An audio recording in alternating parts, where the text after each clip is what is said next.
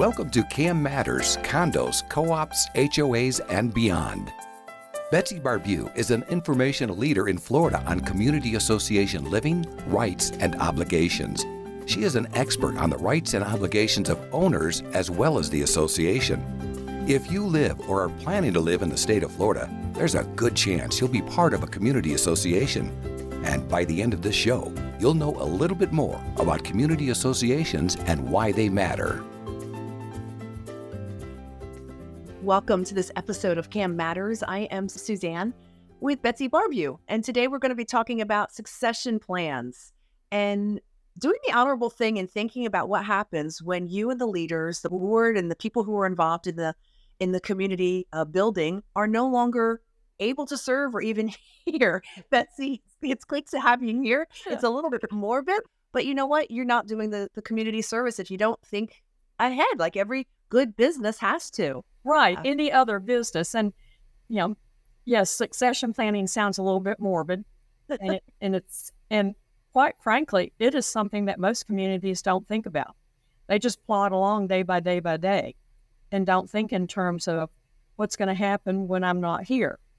And lately, I have talked to, I can think of in the last maybe 10 days, I've been to visit 3 communities with older boards. Okay. And recently, one of the boards, they're between 70 and 90 years old. Okay. And they're not going to be here forever. That's a lot of wisdom. Right? But whether you move on or move on, you're not going to be here. So, BETSY, let me just start with saying that this isn't something that's understood in a community, that there has to be backup plans. Like, boards aren't going into this understanding that this is something new or being brought to light. Okay, well, let's dive in. We've got a lot to talk about. In a regular business, whether you're a family-owned business or whether you're a corporation or a big, huge corporation, there is the plan and the thought of succession planning. Of course. Who's going to take over all this when I leave? And in our community associations, we don't really have the option of choosing who's going to take over when we leave. As board members, it'll be the membership who decides who takes over when we leave. But what current boards can do is put into place processes and procedures. And I find that they don't have them. The 3 communities that I've talked to recently have no professional management at all. Okay. The board members do all the work. Now, just picture 70, 80, 90-year-old people, literally, in the office, taking turns working 8 hours a day. And this is volunteer. They're volunteer. This is volunteer, right. But they are worn out. Sure. They're absolutely worn out. This isn't really what they signed up for, but they've lived in these communities for years, and they're loyal to the community. Absolutely. And part of their loyalty is keeping the assessments as low as they can possibly be, which is not the goal. The goal is the assessments are to be what they need to be to manage the community and maintain the community. And I love what my manager, Denise, said a couple months ago. She said, if a board is not raising the assessments every year, they're probably not doing their job. Wow. Because costs go up every year. Right. And you can't keep the prices at 1998 prices.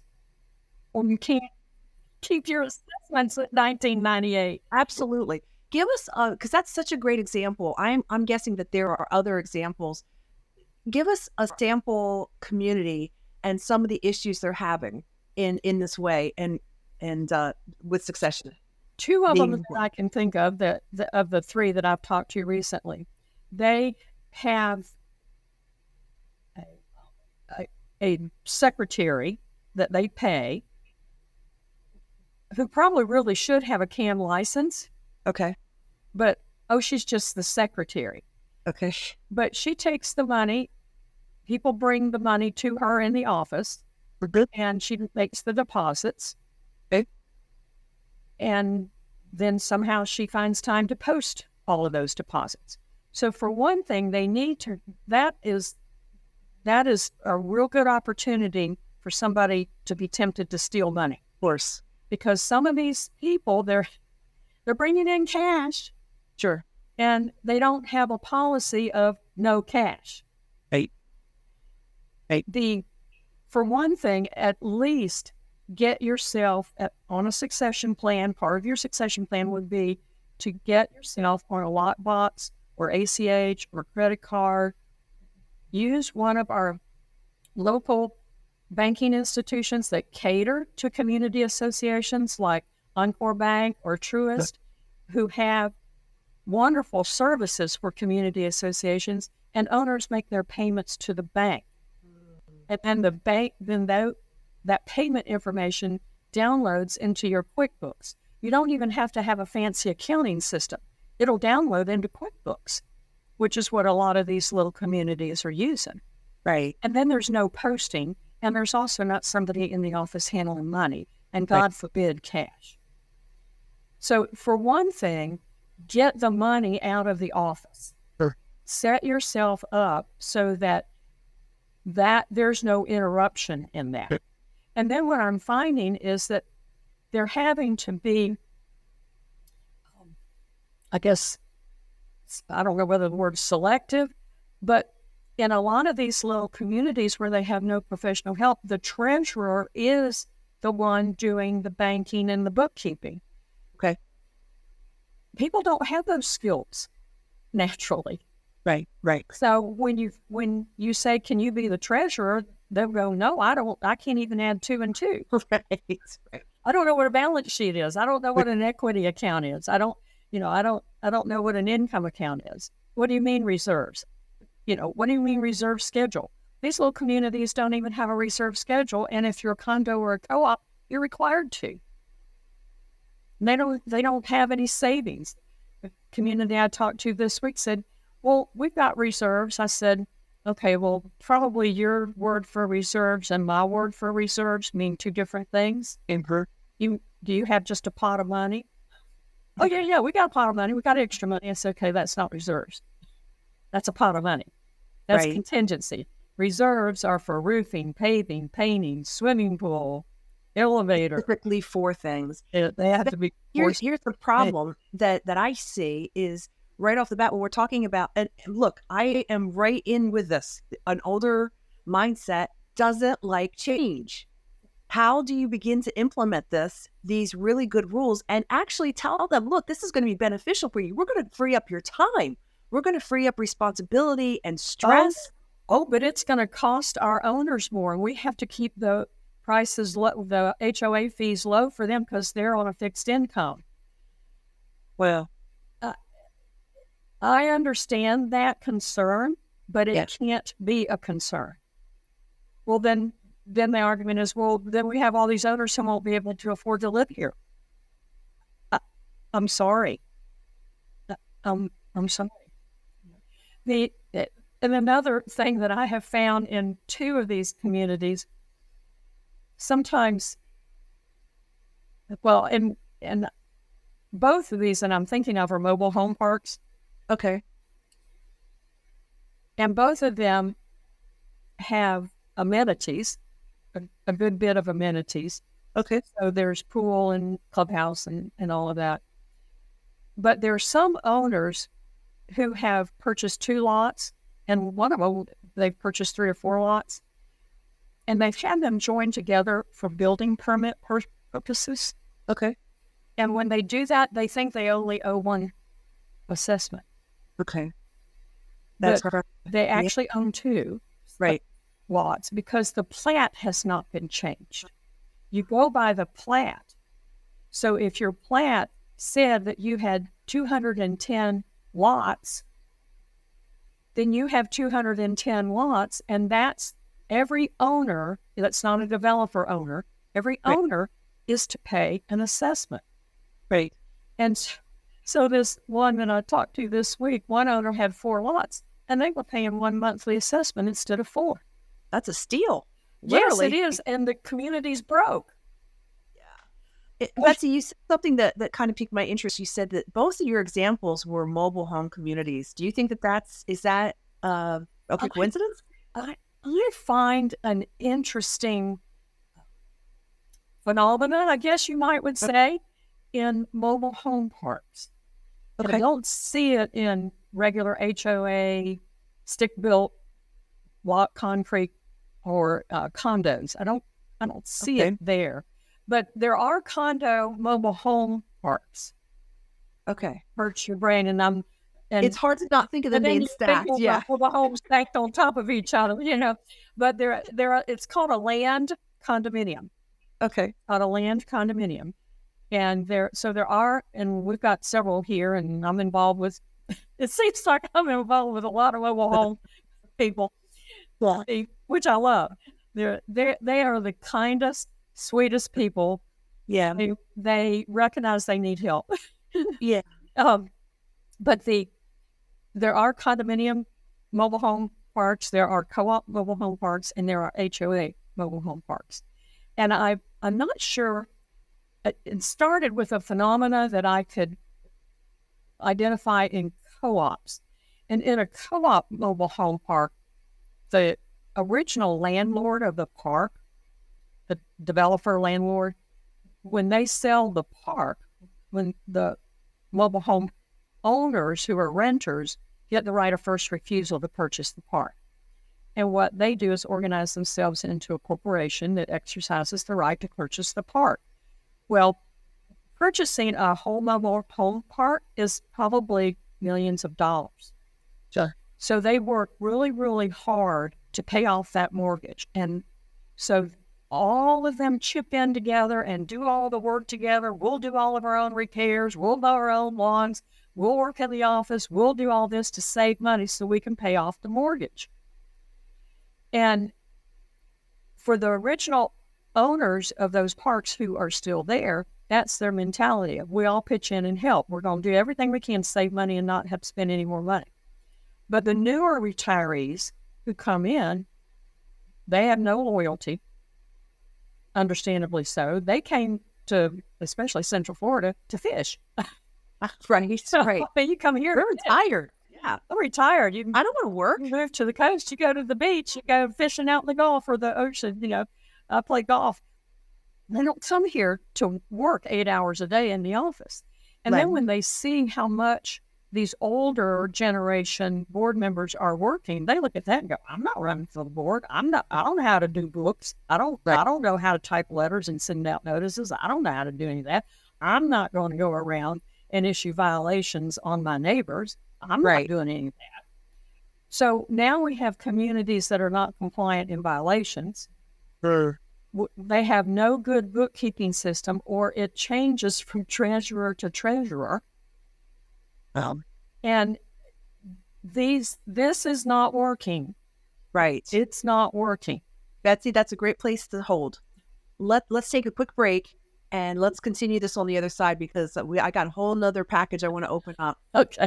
And pick your brain about. So we'll be right back with CAM Matters. Okay. Are you ready for a new career?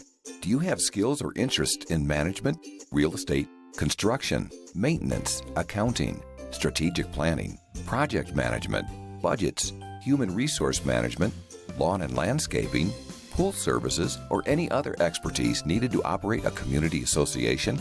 If you do, community association management could be for you. For more information, feel free to email Betsy at betsy@floridacamschools.com or visit the Florida Cam Schools website at www.floridacamschools.com. Florida Community Association Management continues to grow. Career opportunities abound.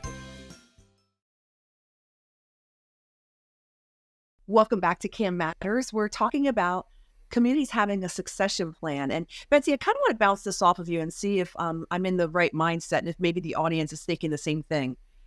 If you think of this as being someone that's older and has a massive amount of stuff in a house, and when you're gone, your family is going to have to go and clean it all up and out, right? Right. So you're really not doing a favor by keeping it, because someone is going to have to go in and clean up the mess. When you put a succession plan in place, that orderly process can start, and there can be a plan that's not just dumped on the next people who might have to claim bankruptcy or worse, right? Right. And, you can think of it as a continuity plan. Succession plan may resonate with some people, but continuity may resonate. And it really shouldn't matter who is on the board as far as things continuing to get done. And, at some point, these communities need a manager, whether it's a part-time manager or a full-time manager. But these little communities that I can think of right off, they need a manager, and they probably need more management than they're willing to pay for. Okay. But I don't know how you avoid that. But right now it's just bandaged together. Exactly. I mean, they need surgery. I'm been aware in the last 2 weeks of 2 smaller communities that are about to go through a recall. And what does that mean? That means that there's a group of owners who don't like the current board, and they're going to unseat them and put other people in. Okay. And it never goes well. It always fractures the community, because now you're forcing owners to vote against this one and for that one. The part of the reasoning is that one of the current board members that's being recalled, she spent the last 3 years researching 40 years of records and organizing all of their records in view of a continuity plan. And because things have been in boxes and boxes and boxes, she's found stuff, she's scanned stuff, she's put it all together, she's made books, she's put together books of minutes. This is who we are, this is what we do, and here are the processes and procedures. She's helped, the current board has created policies for how and when owners speak at meetings. She's turned the meetings around into being business meetings, which is what they're supposed to be, not informational meetings. She has put together processes and procedures, but the old guard hates it. So they're going to recall this board. And it's a shame, because she has spent 3 years gathering all of the history of this community and gathering Moving them forward. and moving so that we can move forward. Right. They do have partial management. They have a lockbox system for paying their payments. So all of that is in process. But the old guard the older owners don't like it. So Betsy, we've got to start to bring the plane down a little bit. What is the bottom line that you want friends who are watching this to take away? You're going to leave the board one way or the other. And it would be nice if you left it in better shape than when you found it. And some of these boards they are aged out. They're beyond aged out. Cannot continue to do it all yourself. And I understand that you feel for your neighbors and they can't afford to pay more, but you can't afford not to charge them more. You've got to think of the future and the fact that you're not invincible. You won't be here forever. We'll either move one way or the other. Very, very well said. I think that was such an important topic today. I do want to end with finding out how things are going for the Yes Conference. I have a couple of dozen registered already, and it's May. Yeah. So Thursday and Friday, August 15th and 16th, Venetian Gardens, Leesburg, Florida. We will have our yearly educational summit. Managers from all over the state have already registered. I have Marco Island. I've got Okeechobee, Tallahassee, and Pensacola. I've got them coming already from all over. And Jacksonville, got some registered from Jacksonville. It'll be a great 2-day event. The theme is Sun, Fun, and Learn. So again, bring your flip-flops and beach hat and glasses. I have wonderful Plastic pants. yeah. Yep. Because you'll be eating Hawaiian well. shirt. You can wear your Hawaiian shirt. Yeah. The sponsors have provided the opportunity for a wonderful venue and for great food and entertainment on Thursday night. We'll walk across the parking lot to the Ski Beach Grill and have some networking and social time. And I've got great facilitators who will be here too. Awesome. All right. Well, if you want more information, you want to sign up, where do they go? FloridaCamSchools.com. Okay. Well, thank you for joining us for this episode. We hope that you will rate the video on YouTube. More than anything, send it on to some people that this might help, and subscribe. Yeah, Betsy does these for educational purposes, and she does a really good job, and she's very passionate about it. So that's a way that you can say thank you to her.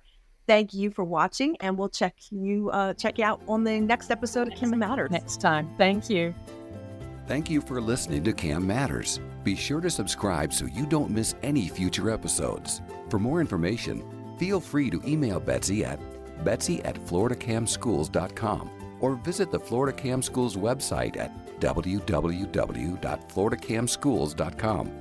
Information provided on this show is general in nature and does not constitute legal advice. Please contact a licensed attorney for your specific situation.